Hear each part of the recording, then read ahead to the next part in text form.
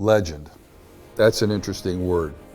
Great players make great coaches, period.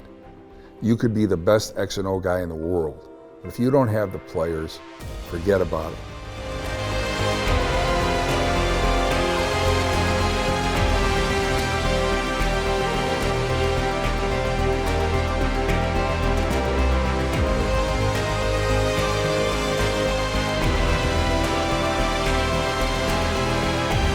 And great players need coaches that understand the mission. Chuck Kyle is the man whose story will be told for decades to come.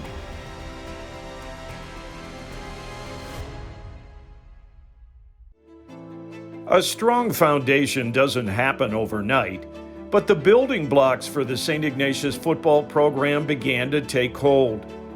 Under the leadership of Chico and the coaching staff, the Wildcats made the preparations, did the hard work, and most importantly, learned to believe in each other. It was 1988, and the Wildcats were ready to become legendary. I remember the atmosphere in Cleveland. Everybody was excited, and I don't think I really realized why. I just knew that everybody was excited. And growing up watching local news, the fact that our team was getting so much coverage, that Ignatius was getting news coverage every weekend. Every weekend, there was just this building excitement over what was happening. And with that championship game, I remember just being excited to be there, hoping that you'd win. You hope that, you come back victorious. And we went down on these huge buses. And as a kid, we were painting our faces. We got paw print tattoos on our cheeks. And then we did win. We were just totally in a new situation. It's the first time we had done this. First time we had made the playoffs. And here we are finding ourselves winning every game, and then we get into the playoffs and it's like, we don't know what we're doing. We're just playing it one game at a time, and this is where Chico took over and helped us through and everything. It was such a totally new experience to be involved in that. And it's like all of a sudden, you doubled up on all the preparation that you normally did because you were in a playoff game. And that ended up carrying over into the regular seasons the following years. That all of a sudden you're doing all this extra preparation because it's the big game. And then we just made that part of our regular routine. We had a veteran team coming back into that year, so there was a confidence, not arrogance. We hadn't made playoffs ever before, so you can't say arrogance. But there was a confidence that we had the talent to be able to do that and do well, and set a goal of winning a state championship. We hadn't been in the playoffs before, but I think the kids realized we can play with anybody, and we just have to be ready at that moment in the game, right? Get over the awe of walking into Ohio State Stadium and walking out there, and you're going to play a game in this place, right? The kids understood that Princeton was the returning state champions. They had guys back too. So there was a need to understand these guys are very explosive, very talented. But you made a bigger commitment than they have, Douglas. They don't know what kind of commitment you make. They don't know the work you put in. And now it's here. You celebrate yourself today. You celebrate yourself today. This next play is going to be my greatest play.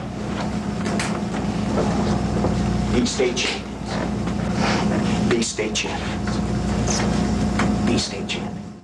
Our secondary had speed. I think that was an important part of how we could defend against Princeton, is because their formations at time are going to latch on one, and hopefully the guys up front are going to handle the running game, and they did.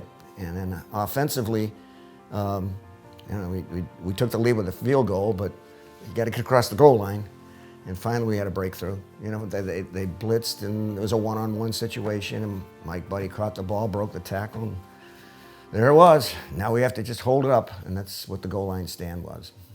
Princeton has the ball at the end of the game. We're nursing that 10-7 lead. Princeton has the ball and they are marching. They are moving down the field. And it looks, the way that they are going, it says they're not going to be stopped. They get a 1st and 10 inside, the 10-yard line. They're practically on the goal line itself. And then we have just one stop after another. And then the final stop, and state champions. And I'm telling you, the electricity, it was magical.